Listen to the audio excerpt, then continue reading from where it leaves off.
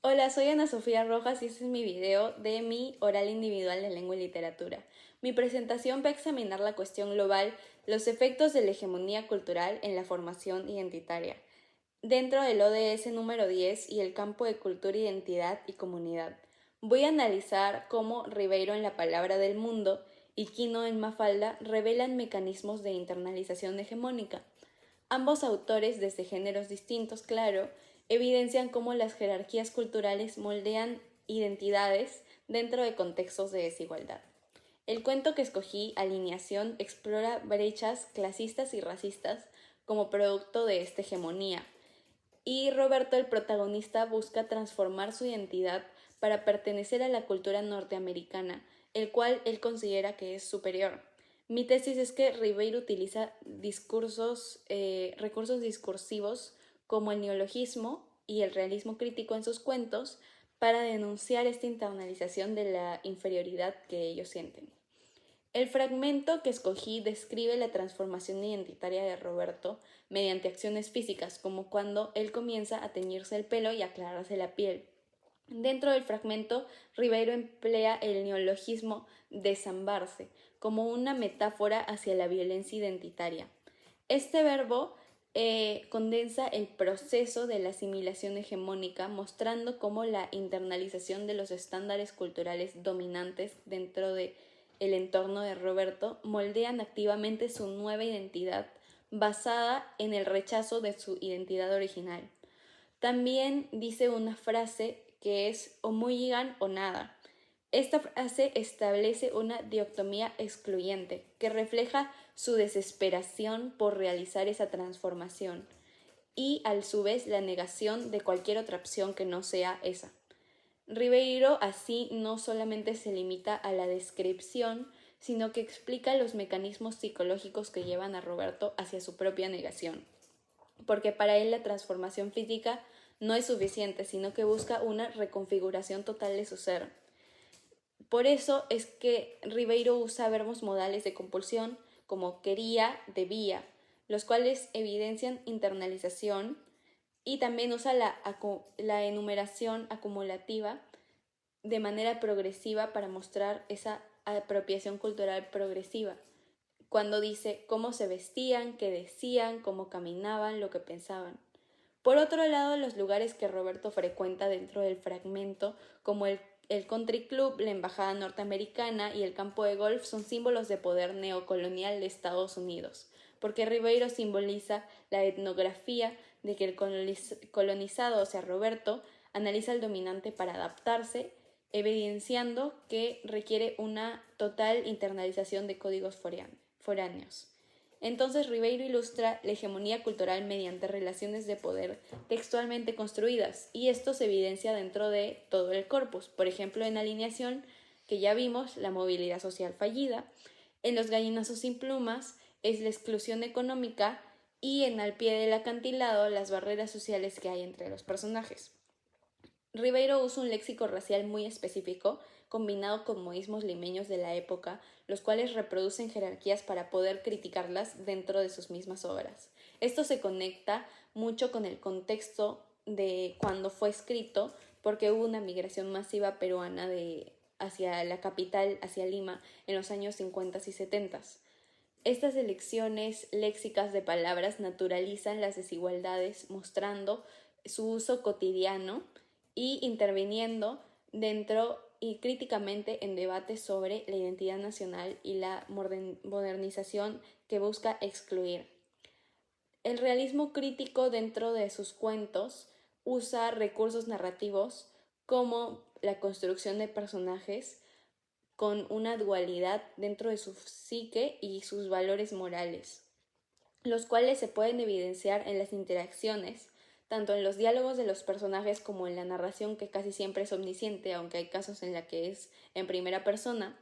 También existen etopeyas que revelan la internalización de estas contradicciones sociales, y anacronías que contrastan la aspiración y la realidad. Un ejemplo es el cuento de Al pie del acantilado, en el que Leandro, el protagonista, a pesar de querer construir una vida digna, se siente atrapado dentro de un ciclo de pobreza y marginación, y nos damos cuenta de esto a través de los recuerdos de su vida anterior que se muestran dentro de todo el cuento.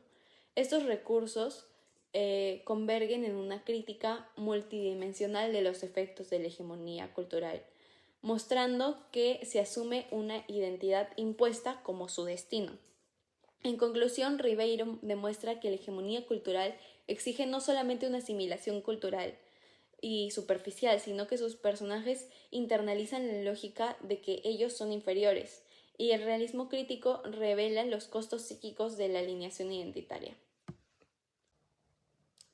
Ahora analizaré mi corpus de viñetas de Mafalda de Quino con esta misma temática. El fragmento que escogí es la viñeta 08014 del año 68 de Mafalda, y mi tesis es que Quino utiliza recursos multimodales para desnaturalizar la hegemonía cultural internalizada. En el fragmento que escogí, Quino usa la ironía estructural mediante una contradicción performativa. En la viñeta, Susanita proclama: yo, prejuicios, inventos tuyos, mientras inmediatamente se refiere despectivamente a esos cochinos negros. Quino usa la contradicción para lograr mostrar a los lectores la diferencia entre lo que dice Susanita inicialmente y lo que termina siendo, y el humor acá funciona eficazmente como un vehículo de crítica porque reduce la resistencia cognitiva, permitiendo abordar temas muy incómodos y generando una disonancia cognitiva productiva. Quino usa elementos visuales claves como mecanismos discursivos. Por ejemplo, las expresiones faciales son unos marcadores de interpretación para que el lector pueda reconocer esta contradicción al ver un ceño fruncido o una cara de sorpresa en Mafalda.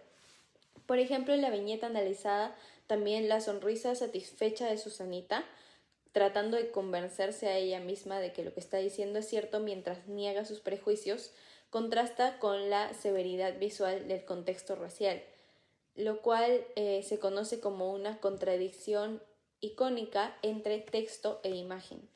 Y esta simbosis de texto-imagen genera un efecto de desfamiliarización, forzando al lector a la reevaluación de los supuestos culturalmente naturalizados. Dentro del corpus general, Quino critica la idealización del occidental como superior. Esto se ve en una de las viñetas del corpus en la que Mafalda expresa su sorpresa ante la existencia de dentistas en su país, creyendo que todos se habían ido a Norteamérica. Aquí Quino usa la sátira porque exagera la situación para poder hacer la crítica social y generar la disonancia cognitiva, y un contraste entre la inocencia infantil y la crítica social hacia el sueño americano internalizado. En otra viñeta, Manolito también habla de las ventajas que tuvo su hermano en Estados Unidos. Demuestra la idealización de países desarrollados a través de su emoción al decir qué país fabuloso, refiriéndose a Estados Unidos, y su expresión de felicidad, y muestra que considera inferior a su propio país al comparar Estados Unidos con la situación en Argentina y decir que su hermano ahí no era nadie.